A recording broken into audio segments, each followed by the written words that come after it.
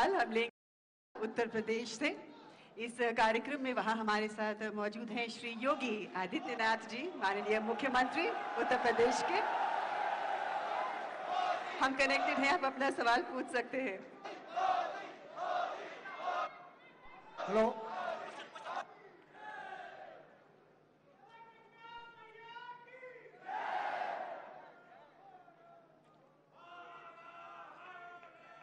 उत्तर प्रदेश को नमस्कार। जल्दी सवाल पूछिए।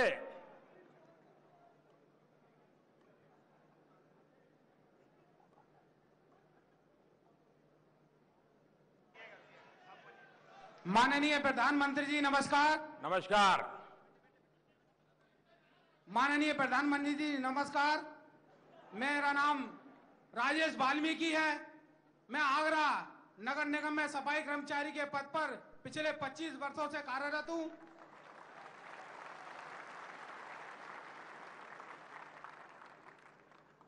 हेलो, हाँ बोलिए, वाल्मीकि जी बोलिए। प्रधानमंत्री जी नमस्कार। नमस्कार। मैंने सुना आप आगरा से राजेश हैं, वाल्मीकि आप है। सफाई कर्मचारी हैं। वाल्मीकि आपका नाम है, बताइए। सफाई कर्मचारी के पद पर पिछले 25 वर्षों से कार्यरत हूं। मेरा सवाल यह है कि कांग्रेस रोजाना नए नए झूठ बोलती है, रोजाना नए नए झूठ बोलती है। एक झूठ 100 बार बोलती है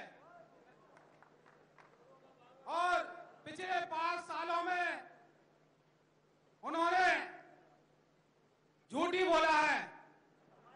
पिछले 5 सालों में हमने देखा है कि उनका झूठ और भ्रम बोलने का इकोसिस्टम बहुत मजबूत है। इसको हम कैसे एक्सपोज करें? आपकी बात सही है धन्यवाद प्रधानमंत्री। कि इनका झूठ बोलने वालों को इकोसिस्टम की इतनी मदद मिलती है कि उनका झूठ बार बार गूंजता रहता है। लेकिन उनके झूठ को समझने जैसा है, बड़ा इंटरेस्टिंग है। कांग्रेस का झूठ बड़ा सीजनल होता है। जैसे पतंग की सीजन आती है, पटाखे की सीजन आती है, उसी प्रकार से उनका सीजनल है।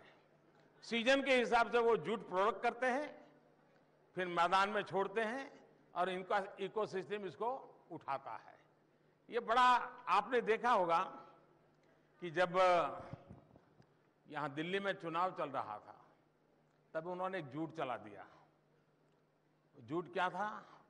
चर्च पे हमले हो रहे हैं, चर्च पे हो रहे, असहिष्णुता, इंटॉलरेंस इंटॉलरेंस। आपने देखा होगा जैसे ही चुनाव समाप्त हो गए इंटॉलरेंस भी समाप्त हो गया। इनका झूठा सही है।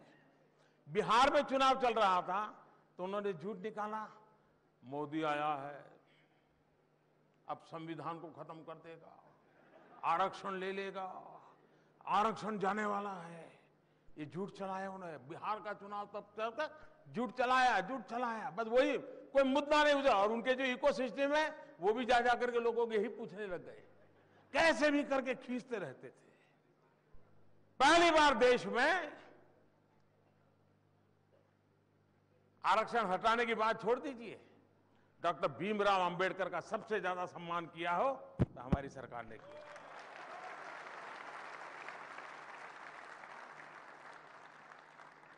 संविधान के द्वारा ओबीसी को कमीशन बना करके उसको संवैधानिक दर्जा देने के लिए हमें पार्लियामेंट में बिल लाए। 2-2, 3-3 सत्र तक उसको लटकाए रखा उन्होंने, लेकिन झूठ बोलते रहे।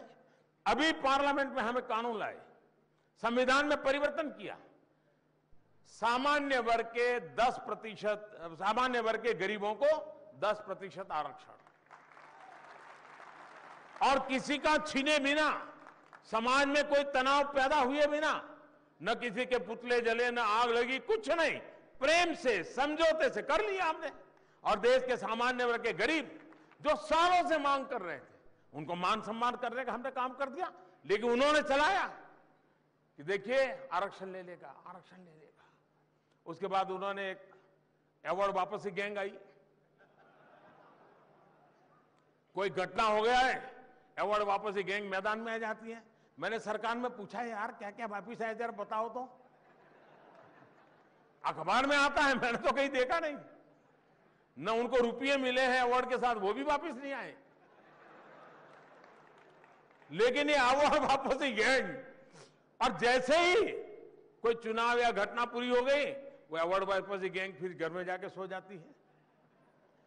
यानी आपने देखा होगा, हर बार उनके झूठ की उम्र भी ज्यादा नहीं है। उनके झूठ की उम्र ज्यादा नहीं है। कुछ झूठ तो ऐसे है कि बाल मृत्यु हो जाता है, लेकिन खींच खींच करके उसको लंबा कर रहे हैं। इस झूठ का जवाब आसान है, बहुत आसान है, मेहनत करने की जरूरत नहीं है। सिर्फ सच बताते चलो। आप सच बताते चलिए, सच की ताकत इतनी होती है कि उनका झूठ कभी नहीं टिक पाएगा। आप सामान्य मानवी को समझाना चाहिए कि कितना झूठ बोलते हैं। अब उनके सिर्फ जो झूठ बोलता है उसके लिए पहली शर्त होती है कि उसकी मेमोरी पावर बहुत शार्प होना चाहिए।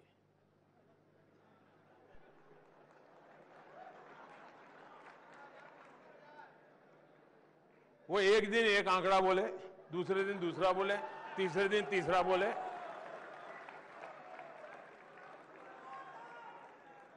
तो झूठ बोलने के लिए भी कोई उनको पकड़ा देता है, जो उनकी फैक्ट्री है झूठ प्रोडक्ट करने वाली, वो पकड़ा देती कि इस बार इस झूठ को चलाइए, लेकिन मेमोरी का गड़बड़ होने के कारण ये फिर पकड़े जाते हैं।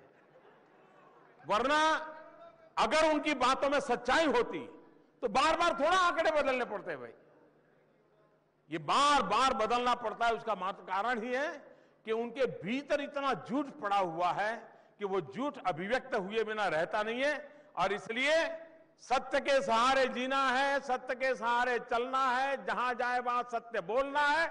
सत्य बोलने के लिए कोई याद भी नहीं रखना पड़ता है, जो दिल में हो निकलता है। आप वाल्मीकि जी हिम्मत के साथ सच बोलते चले जाइए, विजय आपकी निश्चित है। मैं नए भारत की कल्पना से सहमत विचार हूं। अगला सवाल आप लेंगे नालंदा बिहार से।